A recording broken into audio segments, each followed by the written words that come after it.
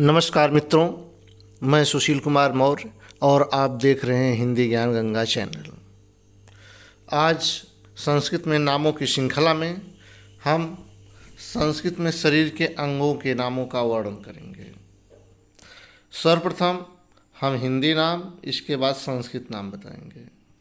संस्कृत में नामों की श्रृंखला की यह वीडियो अति महत्वपूर्ण है। प्रतियोगी परीक्षाओं को ध्यान में रखकर इस वीडियो का निर्माण किया गया है। इस कारण इस वीडियो को आप अंत तक अवश्य देखें। इसका साथ साथ वाचन भी कर सकते हैं, इसको पढ़ भी सकते हैं साथ साथ।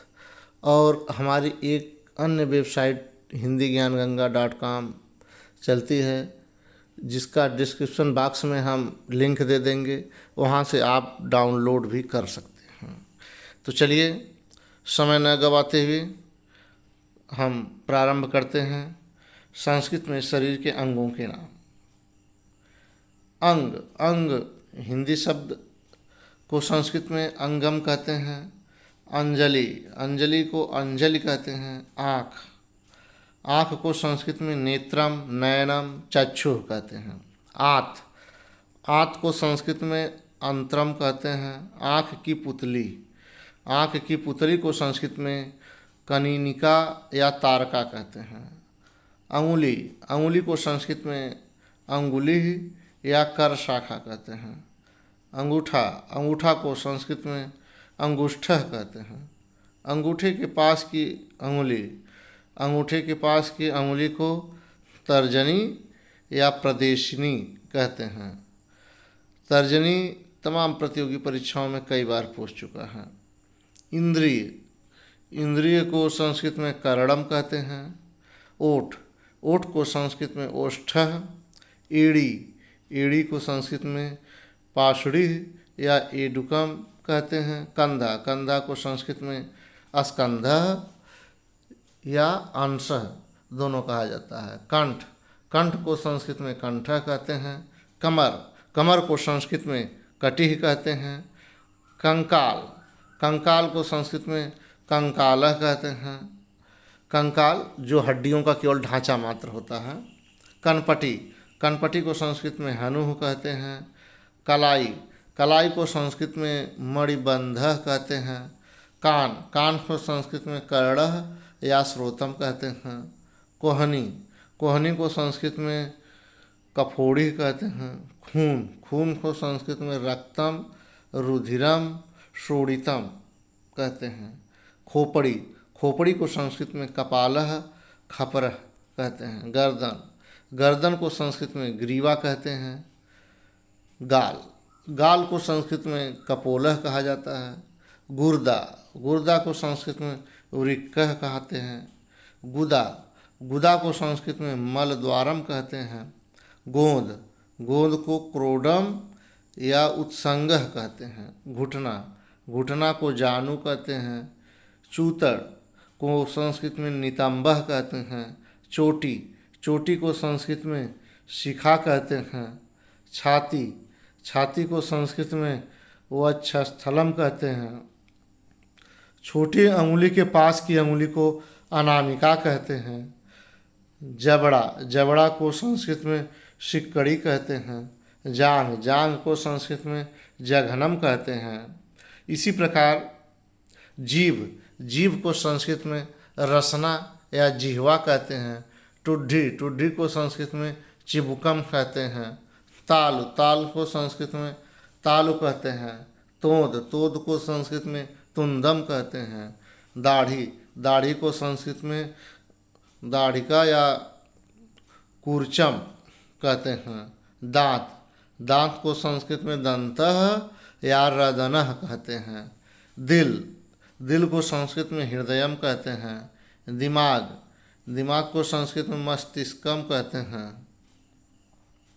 नस, नस को संस्कृत में रक्तवाहिनी, शिरा या धमनी तीनों नामों से जाना जाता है।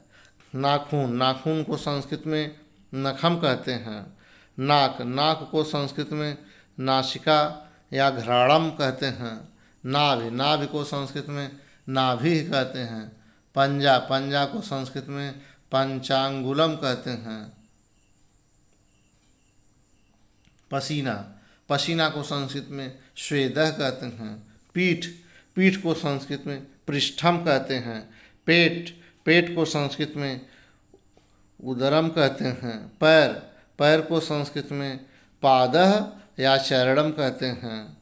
पैर का टखना, पैर के टखने को संस्कृत में गुल्फः कहते हैं। प्लीहा, प्लीहा को संस्कृत में गुल्मः कहते हैं। फेफड़ा, फेफड़ा को संस्कृत में फुफ्फुसम कहते हैं। बाल, बाल को संस्कृत में केशः या कचह कहते हैं। बाँह, बाँह को संस्कृत में भुजा कहते हैं। बीच की अंगुली, बीच की अंगुली को संस्कृत में मध्यमा कहते हैं। भौं, भौं को संस्कृत में भ्रूः कहते हैं। मल, मल को संस्कृत में विष्ठा कहते हैं। मसूड़ा, मसूड़ा को संस्कृत में दंतमूलम कहते हैं। माथा, माथा को संस्कृत में ललाटम या मस्तकम कहते हैं। मांग, मांग को संस्कृत में सीमंतः कहते हैं। मांस, मांस को संस्कृत में आमिषम कहते हैं। मांसपेशी, मांसपेशी को संस्कृत में मांसपेशिका कहते हैं। मुख, मुख को संस्कृत में आननम कहते हैं। मुट्ठी, मुट्ठी को संस्कृत में मुष्टिका कहते हैं। मूछ, मूछ को संस्कृत में मुच्छ या गुम्फः कहते हैं।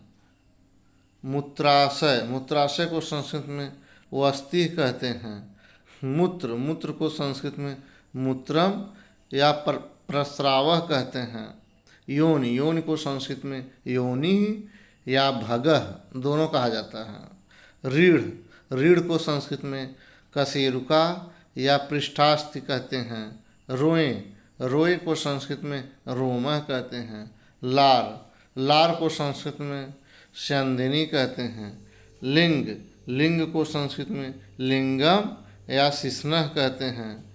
वीर्य, वीर्य को संस्कृत में शुक्रम कहते हैं।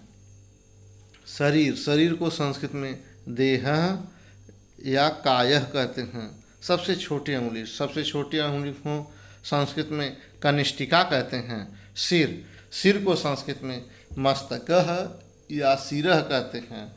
स्तन, स्तन को संस्कृत में स्तनः, उरोजः, पयोधरः तीनों नामों से जाना जाता है। सफ़ेद बाल, सफ़ेद बाल को संस्कृत में श्वेत कचह कहते हैं। हड्डी, हड्डी को संस्कृत में अस्थि कहते हैं। अस्थि, हड्डी के अंदर का मांस, हड्डी के अंदर के मांस को संस्कृत में अस्थि मज्जा कहते हैं। हाथ, हाथ को संस्कृत में हस्तः या करः कहते हैं। हथेली, हथेली को संस्कृत में करतलम या प्रहस्तः कहते हैं। तो यह शरीर के अंगों के नाम का वर्णन हमने किया। इसको आप लोग एक बार दो बार अवश्य सुनिए, पढ़िए।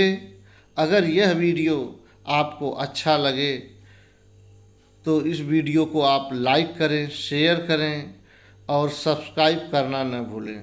उसके साथ ही साथ बेल आइकन को अवश्य दबाएं। ऐसी ही संस्कृत में नामों की श्रृंखला चलती रहेगी। किसी अन्य इसी प्रकार की वीडियो के साथ अगले वीडियो में हम पुनः उपस्थित होंगे। नमस्कार, धन्यवाद।